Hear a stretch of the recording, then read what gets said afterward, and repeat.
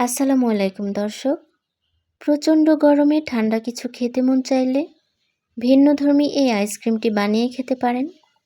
ভীষণ মজার এই আইসক্রিমটি একবার খেলে বারবার বানিয়ে খাবেন, এটা বলতে পারি।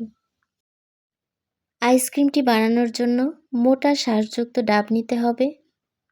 ডাব থেকে পানি বের করে নিচ্ছি। এখন এটি ভেঙে শ্বাস আলাদা করে নিব। একটি চামচের সাহায্যে শ্বাসটুকু উঠিয়ে নিচ্ছি। ডাবের দুটি অংশ থেকেই শ্বাস নিয়ে নিব। এখন পুরাটা শ্বাস একটি ব্লেন্ডারের কাপে নিয়ে নিচ্ছি। এর মধ্যে কিছুটা ডাবের পানি নিয়ে নিচ্ছি। স্মুথ একটি পেস্ট তৈরি করব। আমি এটির পেস্ট তৈরি করে নিয়েছি। বাটিতে নিয়ে নিচ্ছি হাফ কাপের মতো হুইপড ক্রিম। এটিকে বিট করে নিব। মাঝারি স্পিডে বিট করে নিব কয়েক মিনিটের মতো। এটি খুব বেশি ফোমি বানানোর প্রয়োজন নেই।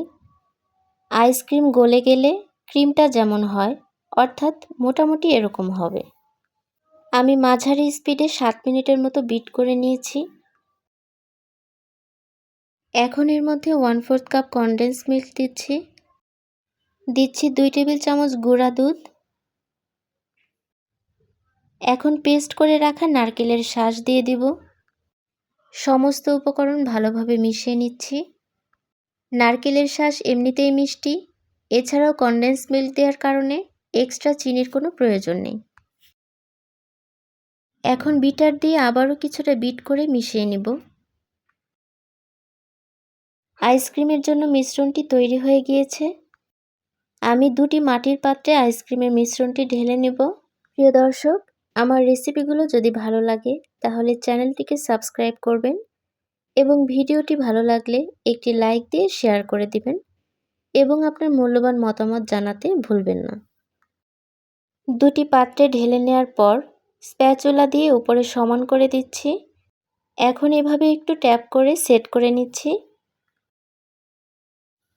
আমি এর উপরে কিছু নারকেল কোড়ানো দিয়ে দিচ্ছি, তাহলে দেখতে সুন্দর লাগবে। ফয়েল পেপার দিয়ে এখন পাত্রের উপরটা এভাবে মুড়িয়ে নিব। তারপর 12 থেকে 13 ঘন্টার জন্য ডিপ ফ্রিজে রেখে দিব। ফ্রিজের টেম্পারেচারের উপর ভিত্তি করে সময়টা কম বেশি লাগতে পারে। 12-13 ঘন্টা পর আমি ফ্রিজ থেকে নামিয়ে নিয়েছি। আইসক্রিমটা খুব ভালোভাবে জমে গিয়েছে। এখন ফয়েল পেপারটা তুলে নিচ্ছি। দেখুন আইসক্রিমটা কত সুন্দরভাবে জমেছে এবং দেখতে কতটা সুন্দর লাগছে। এটি শুধু দেখতে না, খেতেও অসম্ভব মজার। প্রিয় দর্শক, আশা করি আমার আজকের রেসিপিটি ভালো লেগেছে। ভালো লাগলে বাসায় অবশ্যই একদিন ট্রাই করবেন। সবার সুস্থতা কামনা করে বিদায় নিচ্ছি। আল্লাহ হাফেজ।